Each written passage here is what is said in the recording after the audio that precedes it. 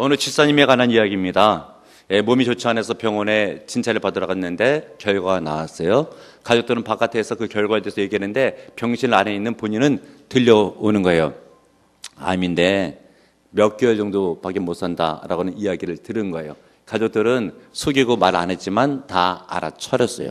그래서 퇴원을 했죠. 몸이 좋지를 못합니다. 그런 가운데 하나님을 믿는 사람이니까 믿음으로 인생을 정리하기 위해서 이것저것 기도도 하지만 또 찾아뵐 사람들을 찾아뵙기도 하고 문제가 있으면 해결하기도 하고 마음에 맺힌 것들은 용서를 구하기도 하고 그리고 재산의 모든 것들을 정리해서 교회 헌금도 하면서 어려운 이웃들을 살펴보는데 그렇게 몇 개월을 소멸하고 있었습니다. 그러면서 6개월이 지나가는 어간인데 뭐 3개월, 4개월밖에 못 산다라고 했는데 아직도 살아있는 거예요.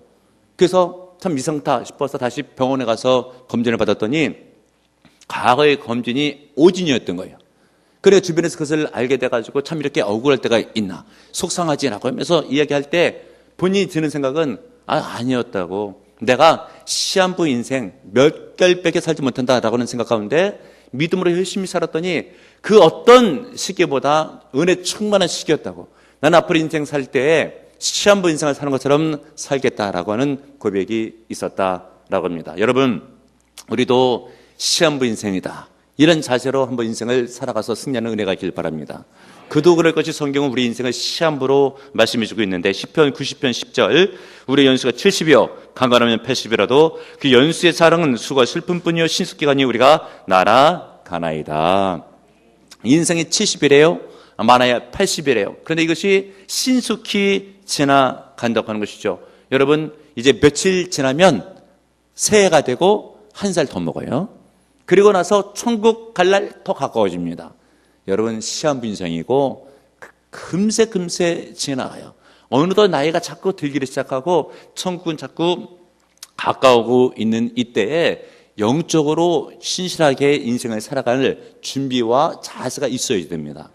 그런데 대체적으로 보게 되면 그런 생각을 하질 않고 그리고 그냥 영원히 살 것처럼 세상 것에 집착하고 욕심부려 산 경우가 굉장히 많이 있어요. 그러나 하나님께서는 인생을 아시기 때문에 시한부 인생에게 제대로 살 수 있도록 믿음으로 살 수 있도록 은혜를 주시기 위해서 때를 따라 고난도 주십니다. 그러면 주님도 의지하고 믿음으로 살 수가 있으니까. 그런데 어떨 때는 형통함도 주셔요. 그러니까 어떨 때는 이게 고난인지 형통함인지 알 길이 없고 내 인생의 앞날을 예측할 수가 없어요. 그렇게 해주는 이유가 있습니다. 전도서 3장 11절 하반절에 하나님의 하시는 일의 시종을 사람으로 측량할 수 없게 하셨다. 왜 그런가? 하시는 일 공고하기도 하시고 형통하게 하시는 그 일을 측량할 수 없게 하신 이유는 전도서 3장 14절 하반절 하나님이 이같이 행하심은 사람들이 그 앞에서 경외하게 하려 하심인 줄을 내가 알았도다. 아멘 할렐루야. 하나님께서 인생의 앞날을 예측하지 못하게 하시고 때를 따라 형통하게 때를 따라 공부하시는 이유는 제대로 신앙생활 잘해서 하나님께 영광 돌리는 믿음의 사람이 되게 하기 위함을 믿으시는 여러분들 되시길 바랍니다. 그러므로 언제나 하나님을 잘 믿어야 돼요. 특별히 고난의 때에 주님께 왜 고난 주신다고요? 하나님 잘 믿게 하시려고. 하나님 잘 믿으면 고난 물러갑니다. 형통할 때 여러분 하나님 잘 믿어야 돼요. 왜요? 못 믿으면 고난 줘서라도 잘 믿게 하시니까. 그러므로 여러분 우리는 늘 언제나 하나님을 의지하고 의뢰하고 영광 돌리고 경외하는 신앙이 있어야 됩니다. 공부할 때나 형통할 때나. 그러면 특별히 공부할 때 하나님을 잘 믿는 신앙은 어떤 신앙일까? 여러분 9절을 보세요. 9절. 낮은 형제는 자기의 무엇을 자랑하고 높음을 자랑하고 여기 낮은이라고 하는 말씀은 병들다, 가난해지다, 환난을 당하다 이런 모든 의미를 함축하고 있는 말씀이에요. 인생 힘들 때 뭘 자랑하라고 해요? 높음을 자랑하고 높을 게 하나도 없는데 뭐가 높겠어요? 영적인 지위를 생각하라는 거예요. 에베소 2장 6절에 보게 되면 또 함께 일으키사 그리스도 예수 안에서 함께 하늘에 앉히시니 라고 되어 있죠. 우리들의 영적 현주소는 하늘나라에 있는 거예요. 높은 곳에 있습니다. 믿으시는 여러분들 되시길 바랍니다. 그러면 여러분 우리가 인생 살 때 힘들고 어려울 때 뭘 기억하라고요? 내 영적 지위는 하늘보다 높은 곳에 있다. 믿으시는 여러분들 되시길 바랍니다. 인생이요 배부를 때는 이 배부른 것에 대해서 행복함을 모르는데 배가 고파보면 배불릴 때가 좋았다, 이걸 알게 됩니다. 마찬가지로 잘 나갈 때는요, 영적으로 충만한 것이 얼마나 중요한 것을 알지 못하는데 공부하고 힘들 때에, 이때에 있어서는요, 영적인 은혜가 얼마나 귀하고 중요한 것을 알 수 있고, 내가 구원받고 내 은혜가 하늘로부터 내려오고 있다는 것을 깨닫는 것은 인생에 큰 힘이 되고, 예수 믿길 잘했다, 이런 생각이 들어요. 언제? 공부할 때. 그러면 여러분 특별히 힘들고 어려울 때 무엇을 생각해야 되는가? 영적인 것을 생각하고, 하나님을 생각하고, 하늘의 것을 생각하고, 천국을 사모하시는 여러분들 되시길 바랍니다. 이런 말씀이 어떤 배경하에 주어진 것인가? 당시는 로마 시대거든요. 이 로마 시대의 인사법은 우리들은 인사할 때 안녕하십니까? 그럼 뭐 반갑습니다, 이렇게 인사하지만 그때는 이런 인사법이에요. 우리의 주님은 가해사입니다. 그러면 상대편이 인사를 받으면서 맞습니다, 주님은 가해사입니다, 이렇게 인사를 해요. 그런데 예수 믿는 사람의 주님은 누굽니까? 예수 그리스도. 그러면 인사할 때 어떻게 되죠? 우리의 주님은 가해사입니다. 상대방 인사하잖아요. 그러면 아닙니다, 나의 주님은 가해사입니다 라고 하는 것이 아니라 예수입니다, 이렇게 해야 되잖아요. 그러면 그 당시에 끌려갑니다. 그런데 복음서 말씀에 보게 되면 우리 예수님께서 무슨 말씀을 하셨습니까? 너희들이 사람들 앞에서 나를 모른다 하면 나도 아버지 앞에서 너를 모른다 하리라. 그러니까 지금 그때 가해사를 인정하면서 주님을 부인하게 되면 심판대 앞에서 믿음이 인정받지 못해서 지옥에 떨어지잖아요. 그러니까 사람들하고 인사 나눌 때도 주님은 그리스도이십니다 라고 인사 나누면 그때 고발 사건, 고소 사건 등을 통해 가지고 결국은 끌려가서 핍박 박해를 당하고 심지어 순교까지 하게 돼요. 그럼 어떻게 됩니까? 도망가서 산으로 가고 재산 등도 정리해 가지고 사람 없는 곳으로 가고 토굴에 들어가서 예배드리고, 이런 생활을 할 때가 과거 초대교회 때의 일이거든요.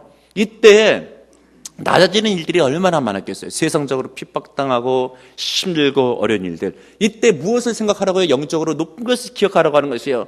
우리 주님의 말씀이에요. 네가 지금 나 때문에 핍박당하고 있느냐? 그럼 내가 너 언제나 함께하고 너를 기억하고 내가 너를 도와주고 내가 예배하며 은혜를 주고 끝날에 천국에 큰 영광으로 갚아주리라. 이것을 기억하고 나중에 형제는 힘을 내라고 하는 것이에요. 지금 당장 신하에 지키느냐고 먹을 것이 없고 힘들어요. 그러나 생명의 떡이 되신 예수님께서 함께 계신다. 지금 마음대로 어디 가서 물을 먹고 싶어도 힘들어요. 성령의 생수를 공부해 주는 예수님 함께 계심을 믿어라. 주님의 말씀인 거예요. 사람들이 핍박해요. 그러나 하나님이 인정하고 있다는 것을 기억하라. 낮아진 형제를 영적으로 높음을 기억하고 힘을 내라고는 말씀이에요. 이 말씀을 보게 되면 바울 사도는 그 말씀 그대로 인생을 살아갔는데, 바울의 진짜 인간적인 자랑거리는 무엇이겠습니까? 여러분, 바울은요, 그 자랑거리가 많이 있었어요. 바울은 바리새인에다가 그리고 베냐민 지파에다가 얼마나 많이 있어요. 그러나 그것을 자랑하지 않고 무엇을 자랑하는가? 예수 믿어 천국 가게 된 거. 그래서 어느 날인가는 사도행전 26장에 보게 되면 아그리파 왕 앞에서 재판을 받게 되는데 결박당했잖아요. 거기서도 전도하고 자기 영적인 높음을 유지하는데, 왕이시여, 왕이 나같이 결박된 것 이외에는 나와 같이 그리스도인이 되기를 원합니다. 얼마나 대단한 고백이고 담대한 믿음의 고백이고 확실히 참 믿음의 고백입니까? 그러므로 바울은 고백해요. 우리가 무명한 자 같으나 실은 유명한 자이고, 죽은 자 같으나 실은 산 자가 되고, 징계를 받은 자 같으나 하나님께서 위해주고 인정해주는 자가 되고, 근심하는 자 같으나 늘 기뻐하는 자가 되고, 가난한 자 같으나 많은 사람을 부유케 하는 자로다 믿으시는 여러분들 되시길 바랍니다. 우리 하나님께서는 여러분에게 은혜를 부어주셔요. 의사는 죽을 병에 걸린 사람 고칠 수도 있지만 또 못 고칠 수도 있는 사람이 의사지만, 성경에 보면 우리 주님은 심지어 죽은 자도 살리셔요. 그런 하나님을 믿는데 두려울 것이 무엇이 있고 또 눈치 볼 것이 무엇이 있습니까? 담대하세요. 영적으로 충만하세요. 힘든 일이 있어도 하나님을 기억하고 하늘을 기억하고 승리하시는 여러분들 되시길 바랍니다. 또 우리가 살 때 어떨 때는 형통할 때가 있죠. 무엇을 자랑해야 되는가? 여러분 10절 상반절에 보게 되면 부한 자는 자기의 뭘 자랑해요? 낮아짐을 자랑할지니. 부한 자, 세상적으로 착걸 나가는 사람은 낮아짐을 자랑해라. 말씀드린 것처럼 바울 사도는 베냐민 지파예요? 바리새인이에요? 가문이 대단해요. 그리고 자기는 율법으로 흠이 없는 자라고 이 얘기를 하고 있어요. 근데 바울 사도가 이런 것을 내세울만 하지만 바울은 이런 것을 다 나는 배설물로 여기노라. 그러면서 고린도 후서 12장에 있어서 자랑하는 것은 나 약한 것들을 자랑하리라. 바울은 약한 것이 있었어요. 뭐요? 육체의 가시. 어떤 큰 질병이 하나 있어가지고 예를 들면 뭐 간질이 있다. 그 신학자들은요, 말라리아나 안질이나 간질이나 이 셋 중에 하나라고 하고 있거든요. 그 가운데서 간질이라고 한다면 복음을 증거하다가 말고 쓰러져서 거품을 흘리는 거예요. 그럼 이게 은혜가 안 되잖아요. 바울은 이 일을 놓고 나서 육체의 가시가 떠나가기를, 사탄의 사자라고 표했던 것이 떠나가기를 세 차례 간구해요. 말하자면 작전기도 결단기도 금식기도 오랜 동안 하면서 세 차례 간구했더니 세 번째 돼서야 하나님께서 응답해 주실 때에 우리 하나님의 말씀이에요. 내 은혜가 내게 족하도다. 이는 나의 능력이 내가 약한 데서 온전하여 짐이니라. 바울은 은혜를 많이 받았거든요. 은사 능력이 많이 있거든요. 안수만 하면 병이 낫는 거예요. 근데 얼마나 교만할 수가 있어요. 그러니까 바울에게 핸디캡, 육체의 가시를 준 거예요. 그래서 생각할 때 겸손히 주님을 더욱더 의지하라고. 그러니까 바울 사도는 가진 것도 많고 학식도 많고 능력도 많지만 이런 모든 것을 내세우는 것이 아니라 이 능력을 온전히 할 수 있는 나의 약한 질병, 이것이 하나님의 큰 은혜고 내가 자랑한다고 한다면 나의 약한 것을 자랑한다라고 하는 것이요. 그러면 여러분 신앙을 살아갈 때 여러분 무엇을 자랑해야 되겠는가?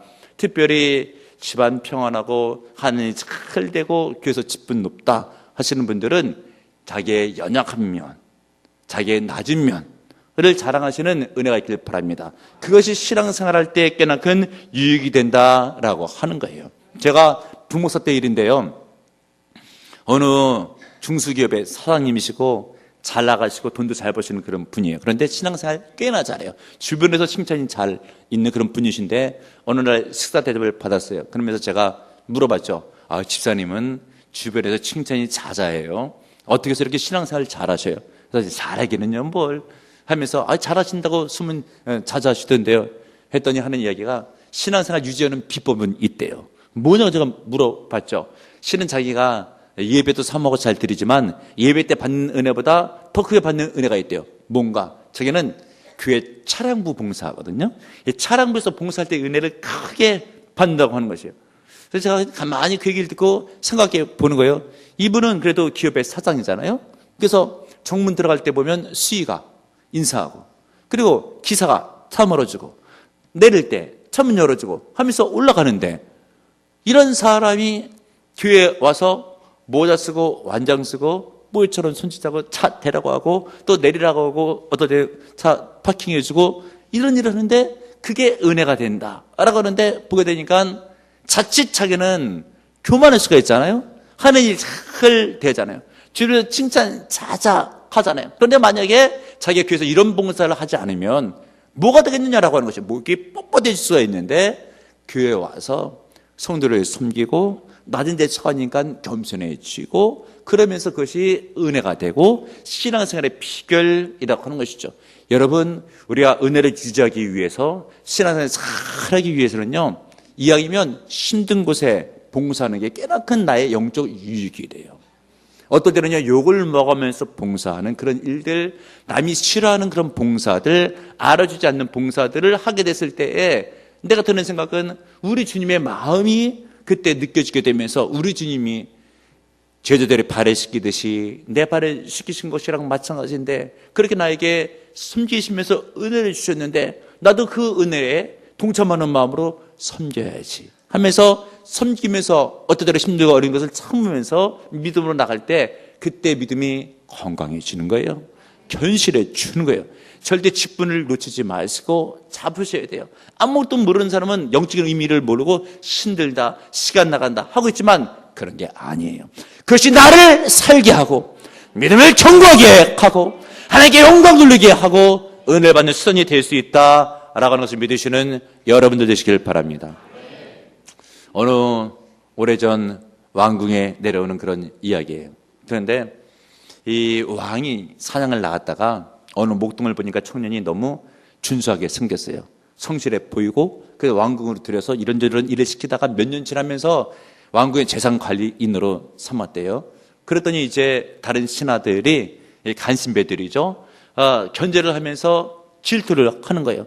그리고 왕한테 고소할 것이 없는가 찾아보았더니 별로 없어요. 근데 한 가지 이상한 습관이 있는데, 이 재산 관리인이 높은 층 꼭대기에 올라가서 비밀 창고처럼 것을 열고 그 열쇠는 자기만 하나 갖고 있는데 잠깐만 왔다 갔다 하는 거예요. 왕국에 있는 왕의 재산을 빼돌리나 보다, 이렇게 생각을 했던 것이에요. 그래가지고 왕한테 허락을 받고 몇 명이 쳐들어가서 그것을 따고 열어봤어요. 아무것도 없는 거예요. 딱 있는 것이 두 가지, 낡은 조끼하고 장화, 흙 묻은 거 한 켤레. 근데 자기가 간신들 몇 명이 왕한테 보고하고 올라갔으니까 왕한테 다시 재보고해야 되잖아요. 그래서 너희들은 거기 뭘 발견했느냐 했더니 보고할 게 별로 없는 거예요. 그랬더니 이제 왕궁 관리는 갖다 놓고 이야기할 때에 조끼 낡은 거, 장화 한 켤레, 아니 그걸 왜 거기다 갖다 놓고 그걸 자주 들여다보냐고 왕이 그 관리인한테 물은 거예요. 왕이시여, 제가 목동 시절에 왕이 저를 불러주셔가지고 왕궁으로 들어오게 되었는데 이 은혜가 얼마나 큰지 이것에 대해서 내가 혹시라도 잊을까봐 내가 이전에는 목동이었다. 그래서 낡은 조끼 그리고 장화, 그런데 왕이 불러줘가지고 내가 이렇게 잘 됐다. 왕의 은혜를 잊지 않기 위해서 언제나 쳐다보고 있었습니다. 그때 왕이 그 이야기를 듣고 큰 감동을 받고 이것은 국가의 보물로 삼아야 된다고 하면서 국보로 삼고요, 관리는 한층 더 높여줬다고 하는 이야기가 있습니다. 여러분, 우리가 신앙생활 하면서 하나님께서 은혜도 주시고 복도 주시고 하시면서 형편이 나아질 때가 있어요. 그랬을 때 자기가 잘나서 난 일만 알아서는 절대 되지 않아요. 과거에 베풀어 주신 은혜, 하나님을 몰랐을 때 교회로 불러주신 은혜를 늘 생각하면서 하나님 감사합니다. 절대 잊지 않는 은혜가 있어야 돼요. 그러므로 잘 나가는 자, 높은 자는 자신의 낮음을 자랑해야 될지니라. 그리고 또 하나님을 의지하는, 공부할 때나 형통할 때는 무엇을 어떻게 신앙생활하는 것이 잘하게 되는 것일까?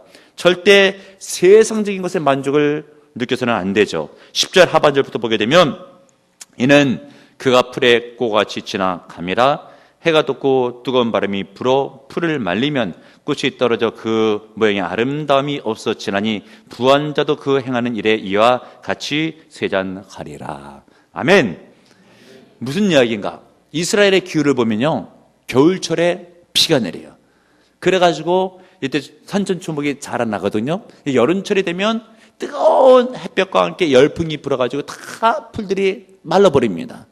이것을 인생을 놓고 비유하는 거예요. 정말 오래 살 것 같고 건강할 것 같고 끝없이 살 것 같아도 나이 들어 죽는 것이 인생이라고 하는 것이고, 그렇게 되면 심판이 있음을 기억하고 그것을 생각하면서 신앙생활할 때 은혜 충만한 인생이 될 수가 있다고 하는 거예요. 그래서 세상 것에 치심하지 말고 하나님을 기억하고 하루하루를 믿음으로 살라고 하는 것입니다. 보험서 말씀에도 유사한 말씀을 우리 예수님께서 비유로 말씀하시되 어느 부자의 이야기예요. 그래서 농사를 지었는데 소출이 많아요.